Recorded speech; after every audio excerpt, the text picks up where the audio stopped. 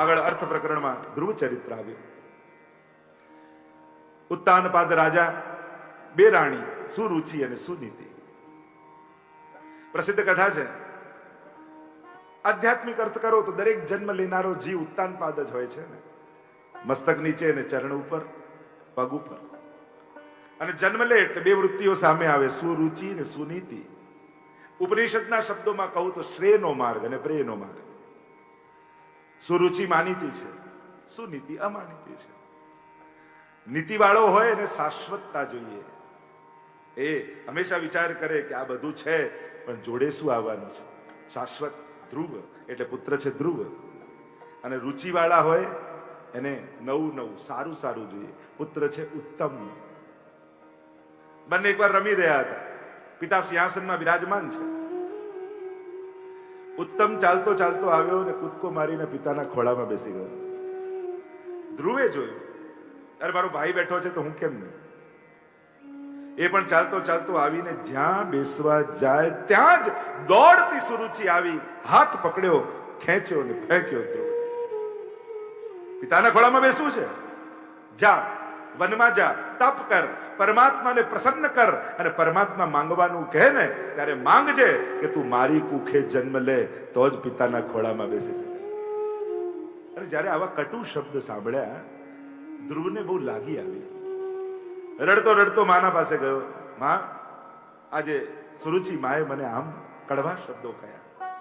પણ આ તો સુનીતિ માં છે. સમજદાર વ્યક્તિ હોય ને એ ઝઘડનારા જોડે ઝઘડો કરવા ના જાય. ઘરમાં કોઈ વડીલ બાળકને વઢ્યું હોય તો એને લઈને એમની જોડે બાજવા ન જવાય. એને કેમ કહ્યું એ સમજાવાય. કારણ કે સમજદારે જ સમજવાનું છે. નાદાન વ્યક્તિઓ તો ઝઘડા કરવા આવશે, હક માંગવા આવશે, લડાઈ કરવા આવશે. તો ઘણી વાર લોકો અમે સમજીએ છીએ એટલે અમારે સહન કરવાનું. હા, કારણ કે તું સમજદાર છું. નાદાન વ્યક્તિઓ ક્યારે સહન કરતા નથી. નાદાન વ્યક્તિઓ ક્યારે ત્યાગ કરતા નથી. નાદાન વ્યક્તિઓ ક્યારે સ્વીકાર કરતા નથી હોતા. એ તો સમજદારીના ગુણો છે. પેલો તો નાદાન છે. નાદાનને સંઘર્ષ ગમે છે, એને લડવું ગમે છે, એને હક માંગવું ગમે છે. એ ત્યાગ ન કરી શકે. અને એટલે દરેક ઘરમાં એક અગરબત્તી જેવો માણસ તો હોવો જ જોઈએ, જે બળતો બળતો પણ ઘરને સુગંધિત કરતો રહે. ઘસાતા ઘસાતા પણ ઘરને જે ભેગું કરીને રાખે ને એવો એકાદ વ્યક્તિ હોવો જોઈએ. लिहाज आंखों का रिश्तों का डर नहीं रहता. लिहाज आंखों का रिश्तों का डर नहीं रहता जब किसी एक शख्स के हाथ में घर नहीं रहता. કોઈ ઘરનો એક મોભી હોય ને એને ઘરને આમ પકડી રાખ્યો હોય ને તો આખું ઘર જોડાયેલું. પણ જે દિવસે એક ખીલો એક મોભી જતો રહે ને પછી આખું ઘર વિખરાયેલું વિખરાયેલું લાગે. જૂના સમયમાં દરેક ઘરમાં કોઈ એવો મોભી હતો જે આખા ઘરને બાંધીને રાખતો. પોતે ચૂપ રહીને ઘસાઈને પણ ઘણીવાર ખીજાઈને પણ ઘરને જોડીને રાખતો. અને જ્યારથી આપણા ઘરોમાંથી આવી કડીઓ છૂટી પડી છે ને ત્યારથી બધા જાણે છૂટા થયા હોય એવું લાગે છે. અહીંયા સુનીતિ છે ને, કહું બેટા હું તો તને એટલું કહીશ, જે વાત આજ સુધી મેં તને નથી કહી એ તારી માં સુરુચિએ તને કહી છે. અરે ના, એને તો એમ કહ્યું જંગલમાં જા, ભગવાન મેળવ એના ખોળા. હા બેટા, એ જ તને કહું છું. પિતા ના ગોદમાં તારે બેસવું છે ને બેટા. જો આજ સુધી મેં તને નથી કહ્યું, તો કહું છું સુરુચિ તારી માં નથી પણ ગુરુ છે. બેટા, જે ભગવાનનો રસ્તો બતાવે ને એ ભલે સ્વજન હોય તો એને હાથ જોડી ગુરુ માનીને પગે લાગવું જોઈએ. આપણા ઘરમાં જે વ્યક્તિ આપણા સંસારની ભાગાદોડીમાં પણ વચ્ચે વચ્ચે ભગવાનને યાદ અપાવતો રહે ને એનું સન્માન ઘરમાં જાળવજો. કારણ કે એના કારણે આપણા ઘરમાં ભક્તિ છે. એ ભલે તમારી પત્ની રૂપે હોય, મા રૂપે હોય, દીકરા રૂપે હોય, પિતા રૂપે હોય, પણ જેને કારણે તમારા ઘરમાં ઠાકોરજી બિરાજતા હોય ને એનો આદર રાખજો. કારણ કે એના કારણે તમારું ઘર મંદિર બનેલું છે. જો દરેકના ઘરે ઠાકોરજી હોય છે, ઘરે ઠાકોરજી હોય છે, પણ કોઈ એક વ્યક્તિના કારણે ઘરે હોય છે. તમને લગાવ હોય પણ આપણે શું કે આ તો બાના ઠાકોરજી છે. તમને લગાવ હોય પણ મારા પત્નીના ઠાકોરજી છે, મારા બાપુજીના ઠાકોરજી છે. જે કારણ હશે ને એના કારણથી તમે એના નામે તમે તમારા ઠાકોરજીને ઓળખતા હશો. અને જેના નામે ઓળખતા હશો ને એના કારણે જ તમારા ઘરમાં ઠાકોરજી છે. તો જે ભગવાન ઘરમાં બિરાજવા માટેનું કારણ બનેલું છે એની વાત માનજો. ઠાકોરજી બાબતની વાત. કદાચ સંસારમાં જુદું હોઈ શકે, એવું નથી કે વડીલ હોય એ સાચા જ હોય અને બાળકો હોય ખોટા જ હોય, એવું પણ નથી હોતું. દરેક વખતે એ પણ હું નથી માનતો કે દરેક વખતે એવું જ હોય. ઘણીવાર વડીલોય ભૂલ કરતા હોય, ઘણીવાર નાનાય ભૂલ કરતા હોય, પણ કદાચ એની સાંસારિક બાબત ન માનતા, પણ ભગવાન વિશેની કોઈ બાબત કહે ને તો તમારા લૌકિક કામને છોડીને પણ એની મદદે પહોંચજો. તમારા મોજશોખમાં કાપ મૂકીને પણ ઠાકોરજી માટે ખર્ચજો. કારણ તમે પૈસા કમાવીને લાવો છો, એ સેવા કરીને તમારા ધનને સુખમાં કન્વર્ટ કરે છે. એ પુણ્યો ભેગા કરી તમારા ઘરમાં સુખ અને સંપત્તિ લાવે છે. અહીંયા સુનીતિએ કહ્યું, બેટા બેસવું જ હોય તો એવો ખોળો ન ગોત જે આજે છે ને કાલે નહીં રહે. એવી ગોદમાં જઈને બેસ જ્યાંથી તને કોઈ ઊભો ન કરી શકે. એ પરમ પિતાની ગોદમાં જઈને બેસ. અને 5 વર્ષના ધ્રુવને માં મોકલે છે, જા બેટા એ પરમ પિતાની ગોદમાં બેસ. ઘર છોડીને ચાલ્યા છે ધ્રુવ. નારદજીને ચિંતા થઈ, અરે ક્યાંક આવેશમાં ઘર છોડીને નીકળી તો ગયો, પણ પાછો ગભરાઈ જશે ને પાછો આવી જશે તો લાવ પરીક્ષા કર. આવ્યા ધ્રુવ પાસે ને ડરાવવા લાગે, જો તું વનમાં જાય છે ત્યાં હિંસક પશુઓ છે, તને મારી નાખશે, ભયાનક વન હશે. હવે જે કંઈ પણ થાય મેળવવા છે તો ભગવાન, બેસવું છે તો પરમ પિતાની ગોદમાં. પ્રસન્ન થયા નારદજી. એની દ્રઢતા જોઈ 12 મંત્રનો ઉપદેશ આપ્યો છે. મધુવનમાં જા, આ મંત્રનો જાપ કરજે, ઠાકોરજી કૃપા કરશે અને તને પ્રાપ્તિ થશે. અને હવે તો ગુરુ મળ્યા, મંત્ર મળ્યા, તપ કરવાનું સ્થાન મળ્યું. ધ્રુવજી પ્રસન્ન થતા ભગવદ નામનો જાપ કરતા કરતા ઓમ નમો ભગવતે વાસુદેવાય, ઓમ નમો ભગવતે વાસુદેવાય, ઓમ નમો ભગવતે વાસુદેવાય એ જપતા જપતા ધ્રુવજી મધુવનમાં પધાર્યા છે. યમુનાજીના નિત્ય પાન કરી તપ કરી રહ્યા છે. ભગવદ નામનો અખંડ જાપ કરે છે. અન્ન છોડી દીધું, જલ છોડી દીધું, હવાનું ભક્ષણ કરતા એ પણ બંધ કરી દીધું. એક પગ પર બીજો પગ ચડાવી સર્વમાં આત્મભાવ જાગ્યો. આત્મનસ્તુ કામાય સર્વપ્રિયમ ભવતી. એક જ આત્મા સર્વમાં વ્યાપ્ત છે અને એકાત્મકતાનો ભાવ જાગ્યો કે એ જ આત્મા સર્વમાં વ્યાપ્ત છે. આવો ભાવ જાગ્યો તો સર્વમાં આત્મભાવ થઈ ગયો અને પોતાના શ્વાસો રોક્યા ધ્રુવજીએ તો ત્રિલોકની શ્વાસો રોકાવા લાગી. ગભરાયા ઇન્દ્ર, ક્યાંક મારું ઇન્દ્રાસન કોઈ લઈ ન લે. ભાગતા ડરતા પરમાત્મા પાસે પહોંચ્યા. ભગવાન કહે, આ ઇન્દ્રાસન માટે નહીં, આ મારો ભક્ત મારી ગોદમાં બેસવા માટે તપ કરી રહ્યો છે. અને અહીંયા ધ્રુવજી તો એક જ મંત્રનો જાપ.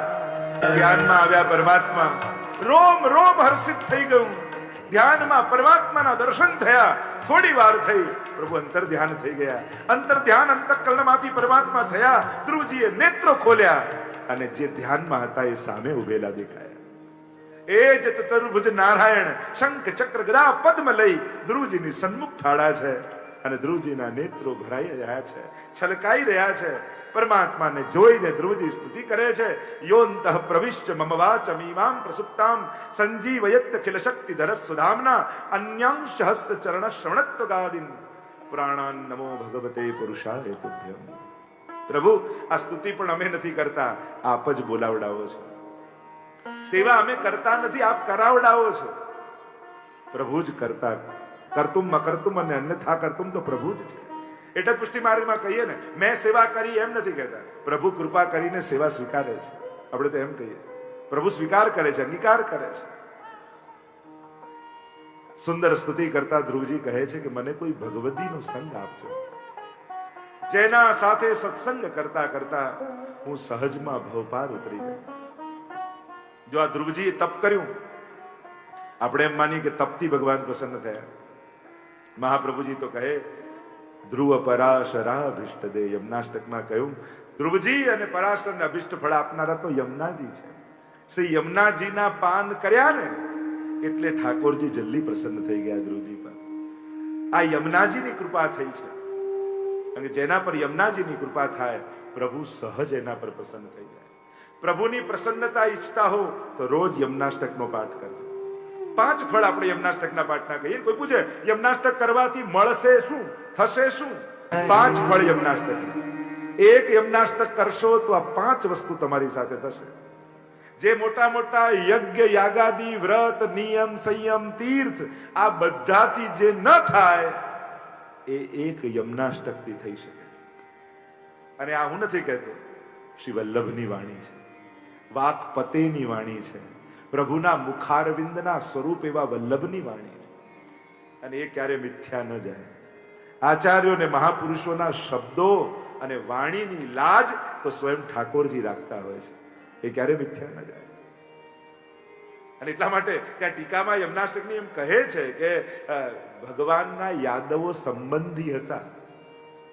ભલે ઉચ્છંકલ થઈ ગયા, અહંકાર આવી ગયો, છતાંય સંબંધી જાણી ભગવાને એમનો ઉદ્ધાર કરી દીધો. તો લૌકિક સંબંધી જાણીને ભગવાન ઉદ્ધાર કરતા હોય તો મહાપ્રભુજી અલૌકિક સંબંધ પ્રભુ સાથે જોડ્યો છે, તો શું એ સંબંધ જાણી ઠાકોરજી તમારા પર કૃપા નહીં કરે? કદાચ સાધનો નહીં કરતા હોઈએ ને તો એ મહાપ્રભુજીએ જોડેલા સંબંધને જોઈ ઠાકોરજી આપણા પર કૃપા કરી દેશે. એટલે શબ્દ છે ને બ્રહ્મ સંબંધ, સંબંધ છે. સંપર્ક નથી કરાવતા મહાપ્રભુજી, સંબંધ કરાવે છે. અત્યારના સમયમાં બધાના મોબાઈલમાં કોન્ટેક્ટ નંબર બહુ હોય છે. કોન્ટેક્ટો વધતા જાય ને રિલેશનો ઘટતા જાય. અત્યારના સમયનું એ છે. સેવ પણ આપણે હવે એટલા માટે નથી કરતા કે ખબર પડે કે કોનો છે, આપણે એટલા માટે કરીએ છીએ કે ના ઉપાડવાની ખબર પડે કે આનો છે, અને એટલા માટે નામ સેવ કરી દે. તો સંપર્ક નથી, સંબંધ છે. બંનેમાં બહુ મોટો ફરક છે. દુનિયામાં સંપર્કો વધી રહ્યા છે અને સંબંધો ઘટી રહ્યા છે. ફેસબુકમાં ભલે હજારો ફ્રેન્ડ હશે, પણ ચાલતા ચાલતા પડશો ને તો બાજુમાં ઊભો હશે ને મિત્ર, એ જ હાથ પકડવાનો છે.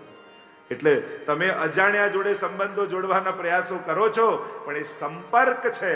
સંબંધ તો જે બાજુમાં ઊભા હશે ને એની જોડે જ હશે. વિપત્તિમાં એ જ બાજુમાં આવીને ઊભા રહેવાના છે. અને એટલા માટે સંપર્ક કરતા સંબંધની મહત્તા વિચારજો. અહીંયા 5 ફળ. તવાષ્ટકમ ઇદમ મુદા પઠતિ સુરસૂતે સદા. પહેલું ફળ સમસ્ત દુરિતક્ષય, બધા જ પાપોનો નાશ થઈ જાય. જો યમુનાજીનું, યમુના કે નામ અઘદૂર ભાજે, 41 પદમાં આપણે બોલીએ છીએ ને, કેવળ નામ લેવા માત્રથી બધા પાપો જતા રહે છે. જેમ સિંહની ધાડ સાંભળી જેમ હરણાઓ દૂર ભાગી જાય, એમ યમુના નામની ધાડ સાંભળી બધા જ પાપ એ જીવને છોડીને ભાગી જાય છે. એટલે આરતીમાં તો કહીએ કે નામ શું જોતા જન્મ સુધારે. યમુનાજી આ 4 માધ્યમ થકી કૃપા કરે. કા યમુનાજીમાં પાન કરો, યમુનાજી કા યમુનાજીના સ્નાન, એની પણ મહત્તા બતાવી છે. કા યમુનાજીના ગાન અને કા યમુનાજીના દર્શન. આમાંથી કોઈ એક વસ્તુ પણ બની ગઈ ને, સમસ્ત દુરિતક્ષય. એક યમનાષ્ટકથી જો બધા પાપોમાંથી મુક્તિ મળી જતી હોય તો કેટલું સરળ મહાપ્રભુજી કરી આપે છે. સમસ્ત દુરિતક્ષય ભવતિ વૈ મુકુંદે રતિ. ભગવાનમાં પરમ પ્રેમની પ્રાપ્તિ થાય યમનાષ્ટક કરવાથી. પુણ્યની પ્રાપ્તિ માટેના અનેક ઉપાયો શાસ્ત્રોમાં છે, પ્રેમની પ્રાપ્તિનો કોઈ ઉપાય નથી. પ્રેમ પુણ્ય કરતા પણ દુર્લભ છે. પ્રેમ પુણ્ય પ્રાપ્ત કરવા બહુ સહેલા છે, પ્રેમ પ્રાપ્ત કરવો બહુ દુર્લભ છે. કારણ કે ઘણા પુણ્યશાળી આત્માઓના મનમાં પણ ભગવાનના પ્રેમની તો કમી જ હોય છે. પ્રેમ પ્રગટ થવો બહુ દુર્લભ છે. યમુનાજી કૃપા કરે. મુકુંદ રતિ વરધિની યમુનાજી છે તો ભવતી વૈ મુકુંદે રતિ તયા સકલ સિદ્ધયો. ત્રીજું ફળ સકલ સિદ્ધિનું દાન યમુનાજી કરે. અને એમાં પણ 8 પ્રકારની અલૌકિક સિદ્ધિની વાત છે, આપણે એનો વિસ્તાર નથી કરતો. ચોથું મુરરી પુષ્ટ સંતુષ્ટતિ, પ્રભુને પરમ સંતોષ થાય. અને 5મું કયું સ્વભાવ વિજયો ભવે, સ્વભાવ ઉપર વિજય થાય. અને આ તો કદાચ બધાને જરૂર હોય, કારણ માણસ બધાને જીતી લે છે, પોતાની આગળ રોજ હારી જાય છે. સ્વભાવને જીતનો કેવો દુષ્કર છે. યમુનાજીના પાઠથી સ્વભાવ પર વિજય થાય. તો આમ 5 ફળ. તો જે ચર્ચા આપણે કરી રહ્યા છે કે ધ્રુવજીને કૃપા પ્રભુની થઈ યમુનાજીની કૃપાથી. પ્રભુએ ધ્રુવલોકની પ્રાપ્તિ કરાવી છે. સુંદર આગળ પ્રસંગો આવ્યા છે. લક્ષ્મણ ઝૂલા પર જઈને તપ કરવા લાગ્યા, ગંગાજી શાંત થઈને વહેવા લાગ્યા, મૃત્યુના મસ્તક પર પગ મૂકીને પ્રયાણ કર્યું. ત્યાં આગળ ધ્રુવજીના વંશમાં અંગ થયા, અંગના વેન થયા. આ વેન રાજા એવો નાસ્તિક થયો, બધા ધર્મ કાર્યો બંધ કરાવી દીધા, યજ્ઞ યાગાદીઓ બંધ કરાવી દીધા, દાન વ્રત બંધ કરાવી દીધા, પ્રજાને ખૂબ પ્રતાડિત કરી. અને પ્રજા એટલી પ્રતાડિત થઈ કે વેનને બાંધ્યો અને માર્યો પ્રજાએ. અને વેન મર્યો, એના બાહુનું મંથન કર્યું અને બાહુમાંથી બોલો પૃથુ ભગવાન કી જય, પૃથુ ભગવાનનું પ્રાગટ્ય થયું. કહેવાય છે આ પૃથ્વી શબ્દ પૃથુ પરથી આવ્યો છે. પૃથુ ભગવાનની એટલી મોટી દેન રહી, કારણ કે પ્રજા માનવ જાતિ ગમે ત્યાં ભટકતી રહેતી હતી. નગર રચના, ગામ રચનામાં કઈ રીતે રહેવું એ પૃથુ ભગવાને શીખવાડ્યું. ખેતી કઈ રીતે કરવી એ પૃથુ ભગવાને શીખવાડ્યું. ભૂમિમાંથી ખનીજો કેમ કાઢવા એ પૃથુ ભગવાને શીખવાડ્યું. માનવ જાતિને સુવ્યવસ્થિત કરવાનો શ્રેય આ પૃથુ રાજાને જાય છે. સમય અનુકૂળ થયો, રાજકાજ છોડીને વનમાં આવ્યા, પરમાત્માની પ્રાપ્તિ માટે તપ કર્યું છે. પ્રભુ પ્રસન્ન થયા, માંગવાનું કહ્યું ત્યારે બે વસ્તુ માંગી. પહેલું તો કહ્યું મને 10,000 કાન આપો, કારણ કે બે કાનથી આપની કથા સાંભળું છું ને તો તૃપ્તિ નથી થતી. રૂવાડે રૂવાડે કર્ણેન્દ્રિય લાગી જાય તો આપની કથાના આનંદ લઈ શકો. અને એટલા માટે જ્યારે પણ પ્રભુના દર્શન કરતા હો ને ત્યારે એવો તાપ કરો, પ્રભુ બે જ આંખો છે, મારા રૂવાડે રૂવાડે આંખો ઉગી જાય તો આપના દર્શન કરવાનો કેવો આનંદ આવે. કથા સાંભળતા હોય ત્યારે એવો ભાવ રાખો, પ્રભુ બે જ કાન છે, મારા રોમ રોમમાં કર્ણેન્દ્રિય લાગી જાય તો આપની કથા પાન કરવાનો કેવો આનંદ આવે. ભગવત નામ લેતા હોઈએ ત્યારે એવો ભાવ કરો કે સહસ્ત્ર રસના ક્યો ન દઈ વિધાતા, આ એક જીવવા છે, ગુણ અપાર મુખ એક કહાલો બરનીએ, મારા રોમ રોમમાં જીવવા લાગી જાત તો હજારો જીવવાથી આપના ગુણગાન કરવાનો કેવો આનંદ આવે. 10,000 કાન માંગ્યા. અહીંયા પૃથુ ભગવાન અર્થ પ્રકરણમાં આવ્યા, કામ પ્રકરણમાં અને મોક્ષ પ્રકરણમાં પ્રચેતા આખ્યાન આવ્યું. ચતુર્થ સ્કંદને વિરામ આપીએ. બોલો ગોવર્ધન નાથ કી જય. પંચમ સ્કંદ સ્થાન લીલા. 26 અધ્યાયમાં વૈકુંઠ વિજય સ્થિતિ, સ્થાન લીલા, વૈકુંઠ પર વિજય. અહીંયા પ્રિવતના રાજ્યનું વર્ણન આવ્યું. નાભી રાજાના યજ્ઞમાં બોલો ઋષભદેવ ભગવાન કી. જૈનોના આદિનાથ જેને કહીએ છીએ, ઋષભદેવ જેમને કહીએ છીએ, ઋષભદેવજી જયંતી સાથે એમના વિવાહ થયા છે. ઇન્દ્રએ પરીક્ષા કરી, વર્ષા બંધ કરાવી દીધી અને એમણે એમના તપ બલથી કૃત્રિમ વરસાદ કરાવ્યો. એવા ઋષભદેવ તપસ્વી થયા. એમ તો 100 પુત્ર થયા, નવ યોગેશ્વર થયા. પુત્રોને ઉપદેશ આપતા ઋષભદેવજી બહુ સુંદર વાત કરી. બધાને ભેગા કરી એક દિવસ ઋષભદેવજી સમજાવવા લાગ્યા, બેટા 83,99,999 યોનિઓ ભોગ યોનિઓ જ છે. આ એક માનવ યોની એવી છે જેમાં ભગવાનની ભક્તિ થઈ શકે છે. બાકી બધી યોનિઓ ભોગ યોનિઓ છે. આ માનવ યોનીમાં એક મોકો મળે છે. આમાં ગાંઠો ખોલી પણ શકાય છે ને બાંધી પણ શકાય છે. બાકી બધી યોનીમાં કર્મોને ભોગવવાના જ હોય છે. ત્યાં કર્મ બંધન હોતા નથી, કર્મ કરવાના હોતા નથી. બીજી કોઈ યોનીમાં જે કર્મો કરીને આવ્યા કેવલ ભોગવવાના, એટલે એને કહેવાય ભોગ યોની. માનવ યોની એટલે એક અવસર, એક મોકો. બડે ભાગ માનસ તન પાવા, સુર દુર્લભ સત ગ્રંથ હિ કાવા. એટલે જ કહું મહદ ભાગ્યથી માનવ દેહ મળે છે. કારણ જો તમે અહીંયા કથામાં બેઠા છો, આ માનવ યોની સિવાય બીજી કોઈ યોની હોત તો તને અંદર કોઈ આવવા દે? અરે ગાય પણ બન્યા હોત તો કોઈ અંદર આવવા દે? આ લાભ કેમ મળી રહ્યો છે? કારણ કે માનવ દેહ મળેલો છે. અને એમાં પણ જો વૈષ્ણવ કુળમાં જન્મ થયો હોય ને તો વિચાર કરજો, ઠાકોરજીની તમારી ખૂબ કૃપા છે તમારા ઉપર કે તમને એવા કુળમાં જન્મ આપ્યો છે જ્યાં ભગવાનની ભક્તિ કરવાની બધી અનુકૂળતાઓ છે. અને આ અકસ્માત નથી. તમને એમ થાય કે હું ત્યાં જન્મ્યો હોત તો ત્યાં માનતો હોત, આ જન્મ્યો હોત આમ. તમે ગમે ત્યાં જન્મ્યા હોત, તમે ઠાકોરજીને જ માનતા હોત. કારણ આ અકસ્માત નથી, આ ભગવાનનું આયોજન છે. પ્રભુએ બહુ વિચાર કરીને, ગીતાજી મારી વાતને સહમતિ પૂરે છે. સુચિનામ શ્રીમતામ ગેહે. જ્યારે પુણ્ય કર્મ કરતા કરતા જેના અધૂરા કર્મ રહી જાય એને હું એવા સુંદર બુદ્ધિ વાળા શ્રીમંતને ત્યાં એને જન્મ આપું છું જ્યાં મારી ભક્તિ કરવાની બધી અનુકૂળતા હોય એને મળે. એટલે તમારું વૈષ્ણવ કુળમાં જન્મ લેવું એ ઠાકોરજીની ઈચ્છા હતી કે આ વૈષ્ણવ કુળમાં જન્મે અને મારી સેવા કરતો થાય. એટલે આને કોઈ એક્સિડન્ટ ન માનતા અને અકસ્માત ન માનતા, એ ભગવાનનું આયોજન છે. એટલે પહેરેલી કંઠી ઉપર ગૌરવ કરજો. નાની નાની લાલચોથી લલચાઈ ન જતા, પણ પહેરેલી કંઠીનું ગૌરવ માનજો કે મારા કેટલા પુણ્યો સંચિત થયા હશે કે મને વૈષ્ણવ કુળમાં જન્મ લેવાનો મોકો મળ્યો છે.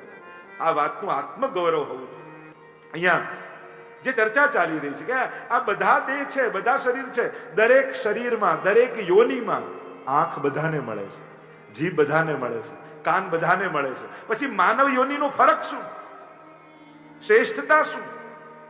શ્રેષ્ઠતા એ છે, જીભ બધાને છે.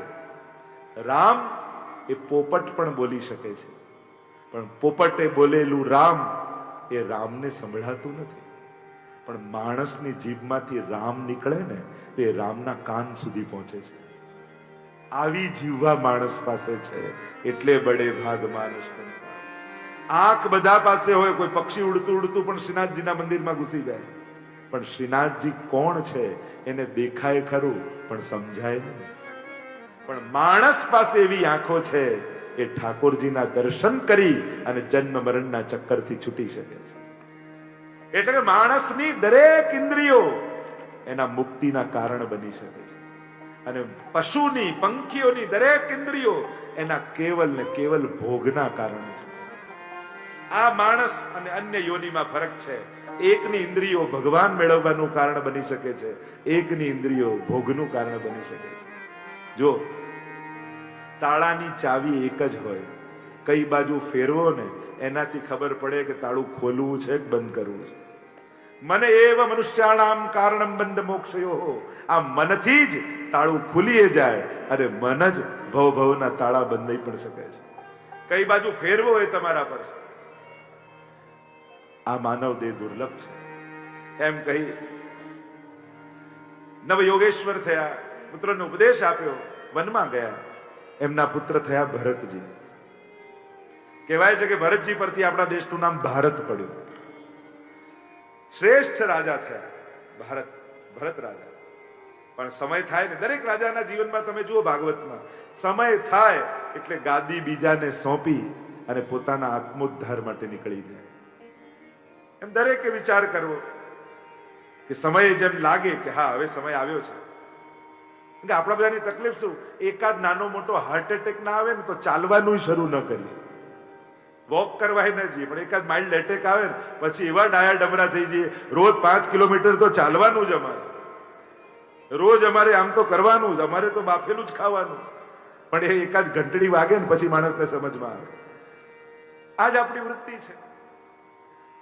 અહીંયા સમય થયો, રાજપાટ છોડીને ચાલ્યા વનમાં ભગવત પ્રાપ્તિ માટે. પણ ભગવાન આપણા ઈચ્છવાથી મળી જતા નથી. જીવન આપણા ધાર્યા પ્રમાણે ચાલતું નથી. જીવન એટલું સરળ નથી.